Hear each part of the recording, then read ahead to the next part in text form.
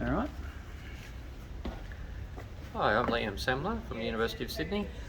I'm Hugh Griffiths, and we're both from the discipline of English and Writing at the University of Sydney. And we'd like to introduce you to this exhibition. Yes, this is Shakespeare Beyond All Limits, the exhibition that we set up at the University of Sydney Library, Fisher Library, for people who were attending the Australian and New Zealand Shakespeare Association conference, Shakespeare Beyond All Limits, in 2023. And so we'll talk you through the exhibition, and our trusty cameraman is the artist Simon. Yes. So when we're up close, we'll talk. Then this is just a home video, so for everyone's explanation. And so then when I move back, maybe don't talk when I'm up close. So off you go then, Liam. What do you want to start? Hugh, what do you want to talk with first? In the first case here, we've actually got Ben Johnson's first folio of his works. He sets off this trend for the dramatists and poets having a folio collection of their work. And over on the left, we have a facsimile of Shakespeare's first folio, because the library doesn't actually own a first folio of Shakespeare, but it does own a second folio. And weirdly, two copies of Ben Johnson's first folio. One acquired just recently, a couple of years ago, which is quite exciting. That's right. And so Simon Fieldhouse, who's our cameraman here, has created these three-dimensional models to go for the exhibition here, which are 3D printed and painted, and so they represent various characters. You'll see later on Shakespeare meeting some of his characters, and here they are handling the first folio. And interrupting, they're just whimsical sculptures. That's how I treat them. They're meant just to be whimsical interpretations. There's no great meaning to them. And in this case, these two figures with Shakespeare are Hemming and Condell, who were instrumental in putting the first folio together in 1623. And they were members of Shakespeare's acting company, the playing company that he worked in. And so it was these two actors, but also other members of the company who were responsible for moving these texts out of the theatre and into this this impressive volume, the folio. So this little sculpture just represents that kind of monumental effort, I suppose, of turning these performed plays into the cultural artefact of the folio that we depend on, really. And me interrupting here, because I'm just going to talk as well. So is this one over here, is this this a facsimile of the first folio, is it? This is. One here? Yeah, okay. Yeah. And it's the Norton facsimile from the 1960s. It's one you'll find in most research libraries around the place. And being very commercial, how much is one of those, a real one, worth now? It's a lot, isn't it? 10 million probably. Yeah, that's what I thought. Yes, the first folio. You'd be lucky to be able to buy a first folio these days. You may be able to buy a second folio. Right. And the library does have a second folio of Shakespeare. And importantly, at the beginning of the exhibition, we're indicating that the folio contains 36 plays, half of which had not been printed by that stage. So the folio is very important for bringing into print quite a number of Shakespeare's famous plays that had not been printed previously, and so transmitting them on down to us, such as Macbeth or As You Like It or Julius Caesar. So it's a very important book in 1623. Right, cool. All right, done that one. Here. I'll just come back so we can see where we're up to. So that would be the main display cabinet. And I should have mentioned we're in the foyer of Fisher Library at University of Sydney, and this is in January 2024, and the exhibition's been going for about 6 months, 4 months, 5 months, something like that. Next one. Well, this is a very exciting case, actually. Hugh, Yes. I think you want to say something about this. So this is really the impetus behind the whole exhibition, these kind of actually photocopies of loose sheets that live downstairs in the library in chilled, specialised rooms. And these are fragments of the first folio, which during lockdown, Liam and I received a phone call from one of our librarians here at Fisher Library to tell us that they thought they'd found some bits of the first folio of Shakespeare lying around in their in their cupboard, essentially in a drawer. So we rushed to the spot, donned our masks because it was mid-pandemic, and set about examining them. And lo and behold, they really are a set of loose leaves, which I'm thinking that over the years since they were acquired, they have been catalogued, but in the processes of moving catalogues from one system to another, somehow librarians had lost knowledge of where they were situated in the catalogues, and so hadn't really pulled this information together. And as you can see, it's a bit of a, well, Have a look at it. bit of a haul. And where did they come from? Do we know where they actually came from? Oh, So the bits and pieces. I missed it. Maybe you told me and I missed it. So they all come from an established collection in the Rare Books Library here called MacDonald Collection. No, so he had Yeah. got there by McDonald's. Okay. Yeah. All right. Which was purchased as a job lot. So, I mean, one of the first folios, one of the Ben Jonson first folios is from that collection as well. And the collection, he was a kind of literary scholar, but also a civil servant. Actually, a real literary scholar, but also a civil servant, with a particular interest in 17th century poetry, but alongside that, some interest in drama. So we have actually quite a reasonable collection of 16th and 17th century printed texts here in Sydney Uni. I think kind of an unusual collection in some ways. So there are copies of like the first edition of Hobbes' Leviathan, for example. There are bits and pieces of like early quarto texts of Fletcher plays and so on. So it's quite an interesting, and it's a collection of a scholar who could collect, I guess, what he could, given his financial circumstances. So he almost certainly couldn't have afforded a full first folio, but going to his local bookseller, it seems like he could afford to purchase the odd sheet or two. And at some point, they've kind of been collected together. So they don't all come from the same copy of the first folio. They're clearly from kind of disparate copies. They're probably from processes of pulling folios apart and putting them back together, which is, so even if you own a first folio these days, a complete one, it's probably not intact. It would be very rare to find a completely intact first folio as it was originally sold. They're usually kind of interwoven, leaves from other sources all stuck together kind of thing to make up as perfect a copy as you can possibly find. And these might be the kind of, you know, the sheets that escaped that process somehow. Leo and I are going to be, when we dispense with whatever projects we're currently working on, I have plans really to think about like how they arrived here and what they mean as fragments. And interestingly, they have a life of their own in the Rare Book collection. As when Hugh and I went to investigate the loose leaves, then we found an additional loose leaf of The Tempest, which was just tucked into the 1910 Methuen facsimile of the first folio. So that's like a stray original page just tucked into a facsimile copy. And it turned out then that stray page was a neighbouring page to the other Tempest loose leaves. So once they enter the collection, they've got some sort of life where they move around and need to be kind of retrieved and reunited with each other. And there are second folio leaves as well amongst that collection. And since that time, since we began looking at these, the library has kindly supported our project and purchased some more loose leaves and singly bound plays, single bound play that has come from the second folio. So the University of Sydney now is developing a nice collection of fragments and individual extracts from first and second folios, which is a great resource for teaching and research. Here's me. I'll just put the model in too. That was my interpretation of Julius Caesar, Shakespeare taking his pulse.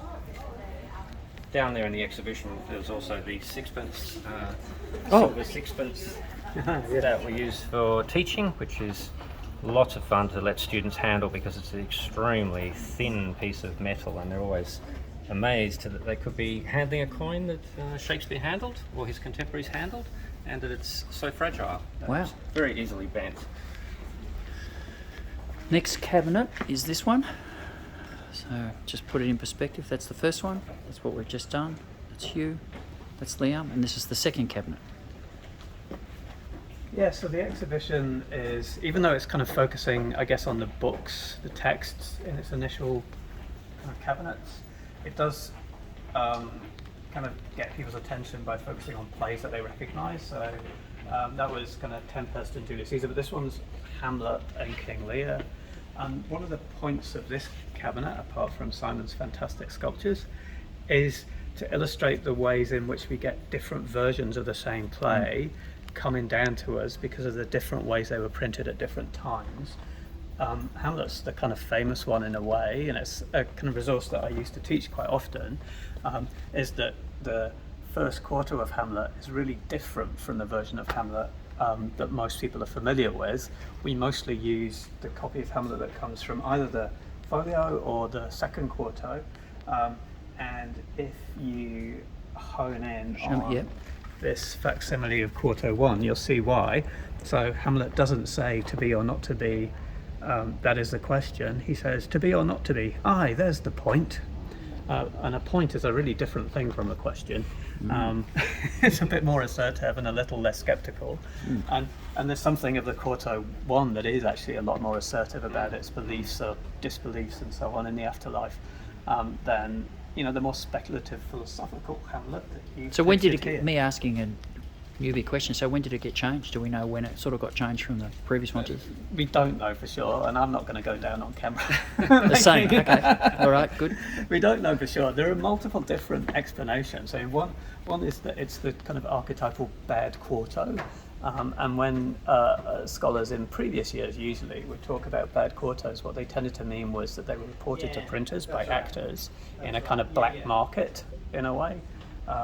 Like not author, it's like an unauthorized edition in some ways, and that's why half the words are wrong. Quarto 1 Hamlet is so consistently different that seems like a kind of difficult explanation for me, and it just might be just a different iteration of the same play, like a rewrite at some point, but because there's no necessary relationship between a performed text and when it arrives in print, like there isn't a kind of set timeline. We can't know the order of composition. And so, especially, I would say, especially in the case of Hamlet, those early texts are all printed just within a couple of years of each other. The first quarto and the second quarto, obviously. So that's around 1601 to 1603, and then the folio isn't until later, after Shakespeare dies, 1623. Okay. And so the temptation is to think things like, the first quarto is shorter by quite a lot. Is to think that that's an earlier version and that the longer version is somehow later, but that's not necessarily true. It could be that it's a deliberate reduction for a touring company, for example. I'm not going down on camera saying that that's definitely true, but nevertheless, that is one theory that a plausible theory that people have. Well, I'm going to give want to show Hamlet and my little interpretation, which is there's Hamlet on the psychiatrist couch with Shakespeare listening, and he's just banging on about himself as always. All about him. Next. Yep. And with King Lear, it's a similar point that we're making. That is the point. And with the King Lear section, we're just showing the endings there, where King Lear has many differences, and there's a whole lot of scholarship around Shakespeare's revision of his own play and the multiple versions of King Lear. And these days, if you buy a copy of King Lear, you'll often be buying two versions of King Lear to give credit to that idea that Shakespeare's involved in both versions, where there are some significant differences. And I've got to add something for the people at home. The white on the page is due to the wonderful lighting in the library, but it makes it bleached out, so that's why we can't really see it very well. I suppose you can there. That's not too bad. Yeah, but when you stand back, it bleaches out anyway. Yeah, like that one there. Okay, that's the benefit of a home movie. Okay. Okay, now in this case, yep. Oh, hang on. I'll just say where we've moved up to. So we've got case 1, case 2, Hugh, Liam, and now this is the case on the floor. Yep. Yes. So this is the Macbeth case, obviously endlessly popular play. On the left is that Methuen facsimile of the first folio, and so this is from 1910, I believe, and it was in that facsimile that we found a stray loose leaf of the Tempest from the first folio, which has now been reunited with the other stray leaves of the Tempest. And this facsimile also comes from MacDonald, which means that we really do need to go through his whole collection, like physically, not just through the catalogue, in order to see if he's secreted any other loose leaves away in relevant spots. What time was from MacDonald? What sort of era did he? Was it what, like 1950s, 1970s, 1920s? Simon, why did we bring you? No? You don't know yet? Okay, well, that's No, right. You do know? If only we were in the history department, we'd have a date. But Oh, okay, that's Yeah. I just was English curious. scholars. Yeah, no, I was just curious, all right. Coming to my head It immediately. slipped. That's okay. But Everybody at home, they're English scholars. one thing that we can say of interest about MacDonald is that the University of Sydney, as I said, does not own a first folio, doesn't own an original first folio, although the State Library of New South Wales does own Australia's only first folio. But the University of Sydney Library does own a second folio, which came from MacDonald, and MacDonald has his notes in pencil in the front of this library's second folio. And in those notes, he indicates some pages which are not original to that second folio, and he even makes the claim that some of those pages are from a first folio and then inserted into the second folio to complete it. So you can see what a fantastic labyrinth this is, and Yeah. how exciting it is to explore the movement of all these pages through the collection. And what? And so just here, so we've got like a comic, not a graphic novel of Macbeth. Would that be right? Yeah, for children. Children? That's right. And then, of course, detective novel. Just Macbeth is a very popular comic-style kids book, which my kids have read, and also that Andy Griffiths' Just Macbeth. It has been performed as a play by Bell Shakespeare around the country for young audiences. So Just Macbeth exists as a book and also as a performance, and then of course there's an Australian film version of Macbeth there. So just to indicate the variety of approaches to Macbeth. And this is an early one I did of, I imagine what would happen if Lady Macbeth were to meet Shakespeare and she just went bananas at him. And he was like, oh dear. So that was no more than that, this one, Shakespeare. All right, so that deals with that Hey, cabinet. You're reminding me, Simon, that he never blotted a line, but she's got this problem with blots on her hands that That's she right. can't get rid of. Yeah. That's a very early one I did, by the way. That was right at the start when I first started to do them. Now so for everyone we've got cabinet 1, cabinet 2, that one we've just done, Hugh, Liam, and this is the final cabinet that we're looking at here.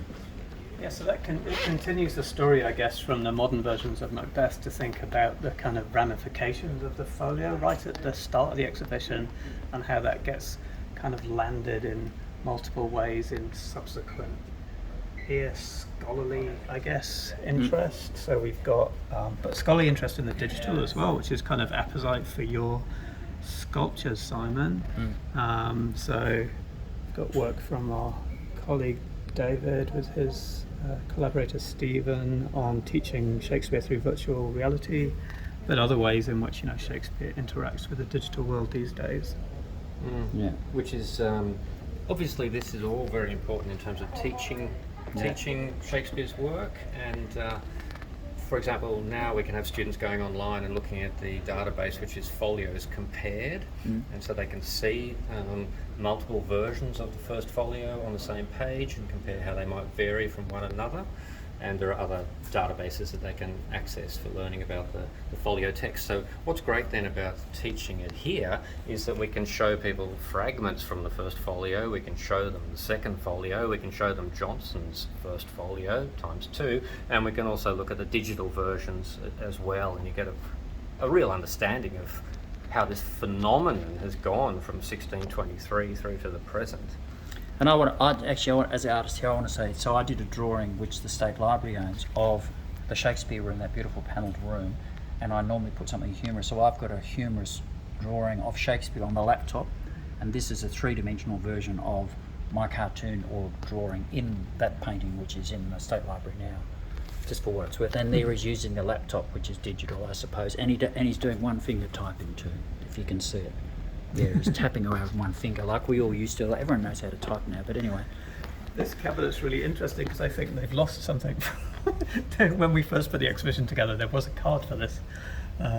Yes, so for the record, we've lost something from the exhibition. And I know what the point of this was. Yes. And the point of it was that one of the loose leaves is Two Gentlemen of Verona.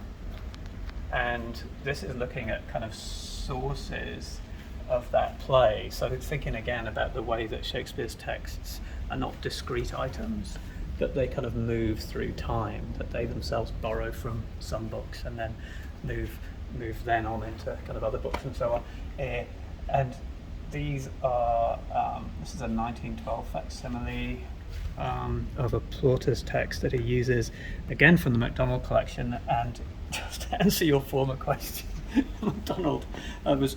If you're happy with a kind of non-specific date, then the early part of the 20th century was when he was in operation in London, and Cambridge is where he lived. And I guess one anecdote to place him in time would be that he was acquaintances, at least, with T.S. Eliot. So that kind of, he operated in that kind of literary sphere between London and Cambridge in the early part of the 20th century. Okay. And here we've arrived finally at the present, where Shakespeare is fully sublimated into all manifestations of, all cultural forms you could think of. Shakespeare and popular culture. So there's a game board there behind him, and he's doing some sort. What is he doing, Simon? Is he some sort That's of his Thursday night stand-up? at the stand-up comedy. Oh, I thought it was karaoke. Okay. Yeah, karaoke, stand-up comedy, Thursday night at the pub. Yeah, did I tell you the one about the mother? At the Mermaid Tavern. That's right, he's about to tell the joke about the mother-in-law. Right. No, I'm only joking. Shakespeare and then after that, Lady Macbeth gives him a talking to. That's right. Yeah, that's right. I thought that was before. Yeah.